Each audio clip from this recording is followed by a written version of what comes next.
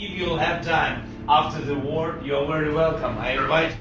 Recently, the Ukrainian president was seen in a meeting with Tesla CEO Elon Musk when Zelensky posted a segment of it on Instagram. He thanked Elon for his support towards the nation and, of course, for making Starlink available. He even asked Elon to visit the country when the conflict is over, and well, Musk doesn't seem to mind at all. So what happened between these two? Why is Zelensky inviting Elon to his country? How did Elon respond? Let's find out. To begin with, ever since the conflict between Russia and Ukraine took place, many people were concerned that Ukraine's internet connection would soon be cut off. Among many of these people was the Vice Prime Minister of Ukraine, Mr. Mikhailo Fedorov, who asked Musk to send his Starlink, fearing that regular internet access would soon be lost. And well, did Musk respond? Indeed.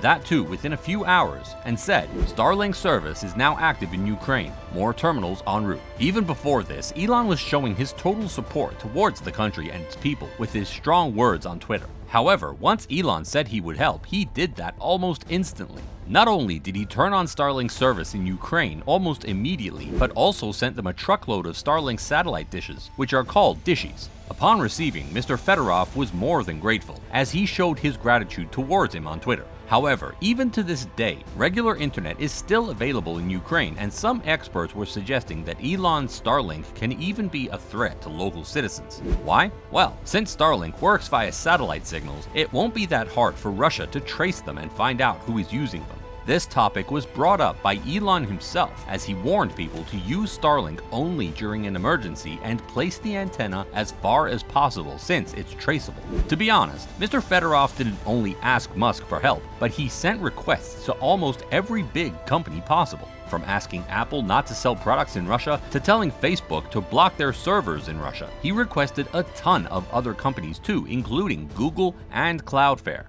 While most of them replied to him, they did not do exactly what Fedorov wanted them to do, and that's fair. Apple did stop selling products in Russia, while Google and YouTube stopped monetizing ads on Russian state-controlled websites and channels. But as we all know, Musk loves being a hero. He loves being the center of attention no matter where, and he delivered exactly what was asked of him. I mean, free publicity, isn't it? This is not the first time he's done something like this. He always tries to help others when they ask for it. Remember the 2018 incident in Thailand? Someone tweeted to him asking to rescue a group of teens who were trapped in a flooded cave. Elon said he is going to build an escape pod for them using unused parts from SpaceX's rockets. Even though his team did build it, it was not used in the rescue. A big failure for Musk, but well, failures don't occur every time. He did help Tonga out by sending them Starlink services during their internet shortage during the volcanic eruption. Just like that, he also sent help to Ukraine. But the only difference is that Ukraine is massive compared to Tonga. It's true that cutting off the internet for an entire nation like Ukraine is really tough, even for an army. This is mainly because internet connection is being provided by tons of different companies in various methods. While some use regular Wi-Fi, some are using cellular data. Still, having Starlink may prove to be a good thing for Ukraine since its satellite internet can be used anytime and anywhere. Everyone did make a big fuss out of it like, oh my god, Elon is the savior. If he didn't send Starlink, Ukraine would have had no internet. But, well, it's just your regular Elon hype. It's really important for Ukraine to have access to the internet because that is exactly how they're going to stay connected to each other. And, of course, with people all around the world. If it was gone, the government would not be able to hold meetings, so they are absolutely not taking any chances at all. It is through the use of the internet that Ukraine has been able to tell the whole world what is going on in their country right now. It is the sole reason behind the immense support the world has been showing to them ever since the invasion started. What's more interesting is that no one knows how and through what did Elon send the dishes to Ukraine. It still remains a big secret. We don't even know how many of them are being sent there and how they will even be used to distribute. All we know is Starlink is there in Ukraine and it's up and running.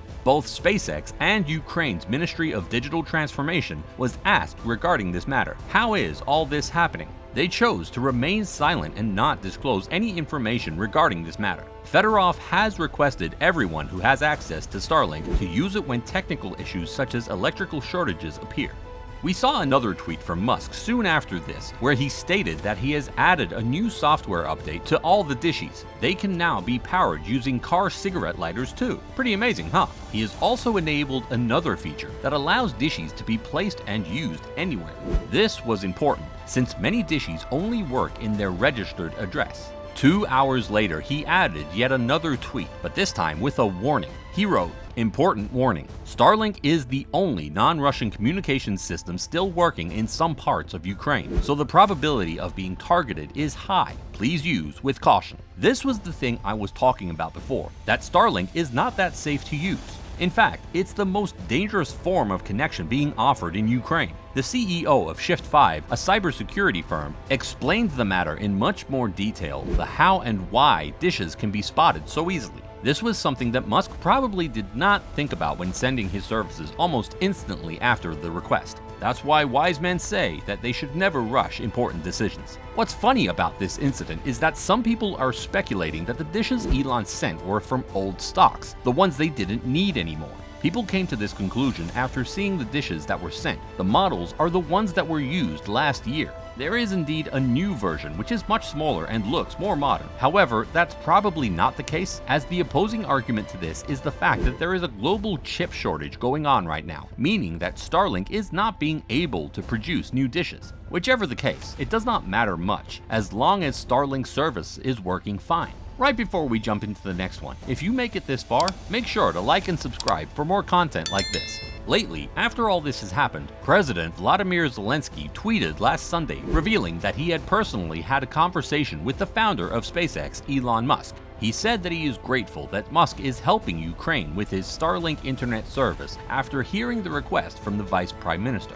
This is what he wrote. "Talk to Elon Musk. I'm grateful to him for supporting Ukraine with words and deeds. Next week, we will receive another batch of Starlink systems for destroyed cities. Discussed possible space projects, but I'll talk about this after the war." It was interesting how Zelensky is so confident about the whole conflict. That man has a ton of courage. The fact that he said, "discussed possible space projects," is an example of it. Musk deserves all the appreciation, no matter what people say. He is constantly tweeting and supporting Ukraine with everything he can. We can see him tweet on a regular basis. On Saturday, we saw another important tweet from him. He wrote, "Starlink has been used by some governments, not Ukraine, to block Russian news sources. We will not do so unless at gunpoint. Sorry to be a free speech absolutist." Overall, Elon has been a great help to Ukraine, and it seems like he is open to aiding them even more in the future. Seeing the kind of relationship he shares with Ukraine and Zelensky, once the war ends, he will surely visit the country.